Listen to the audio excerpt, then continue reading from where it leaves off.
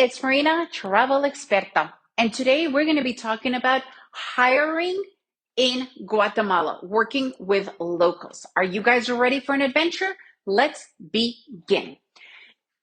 It does not matter if you want to open up a business and have your own business in Guatemala, if you want to hire somebody for your business, because when I arrived here, I've always been working online, but I needed an assistant and I wanted to give local help and assistance.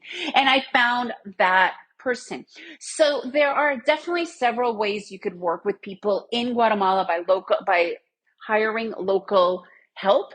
There's always going to be freelancers, right? Like they'll just charge you for that project. You work out on a specific price point, and that's fine. Just a very important thing. And this happens, and I'm sure this happens all over the world, but it happened to me here in Guatemala. I paid a person beforehand. Um, and she didn't do her job at all, and I had no leg to stand on. And that was, so what I really recommend if you are going to be doing freelance, and again, this could be applied to anywhere in the world, but in this case it what happened in Guatemala, and I believe that, and I would recommend using this particular strategy when even here in Guatemala, hiring freelance or per project basis. Pay them, if you have to pay them only 50% upfront, and then pay them the other 50% once they are done.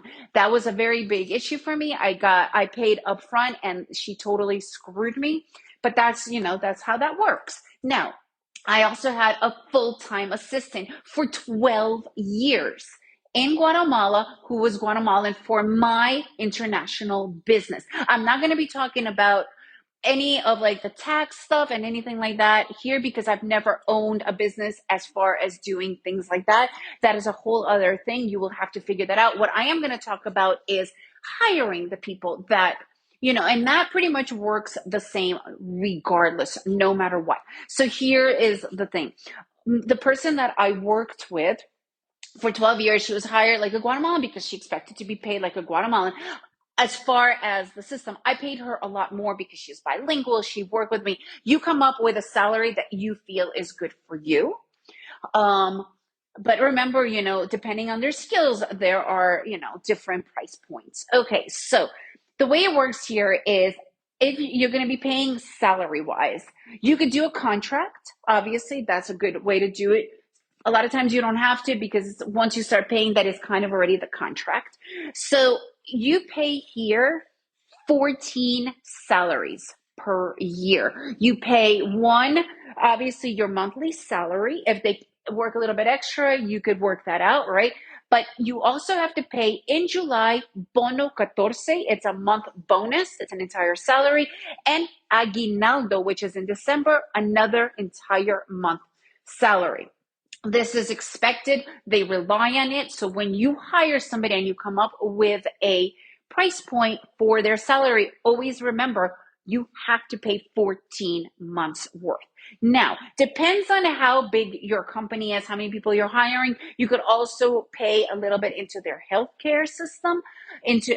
But again, that is completely up to you. I'm not going to talk about that because I only had that one and she did it all on her own.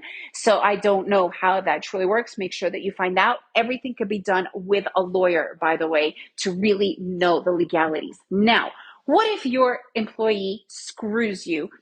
And they do, and it's a full-time salary. So there are, even though it looks like there aren't many worker rights here, there are.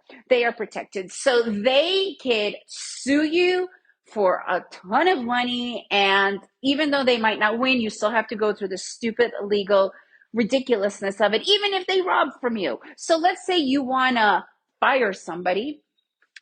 You have to pay a certain amount. It's kind of like back pay, right?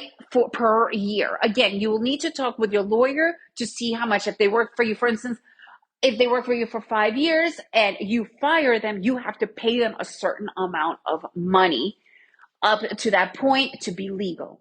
Also, if they quit,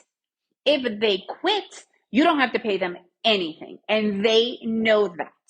Okay, so if they quit after working that much, you do not have any legal stand to pay them for if you were to fire them. Okay, even if you fire them and you have proof that they were stealing from you, all this stuff, you still have to go through a lawyer to go through it. There are a lot of rules, and it could get really annoying because they could go and sue you, and they know that. And a lot of times, unfortunately, because we are foreigners, they do take advantage of that and do that. So just protect yourself, right? Have a contract.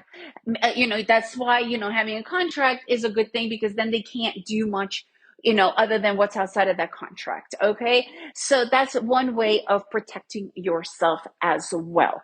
So these are like the basics of hiring people. And this goes for also if you're hiring a nanny, a cleaning lady, a gardener. Make sure to check out my post, my episode all about hiring domestic help as well. Okay, that will really help you out, because I know a lot of people hire those people in particular when they move to Guatemala. If you have any other questions, go to my website, travelexperta.com, travel expert with an A.com. You can write to me there and read other stuff. And if you have any other questions, I'm happy to help. And if this was a helpful episode, please leave me a review and make sure to share it with your friends. And remember to make every day an adventure.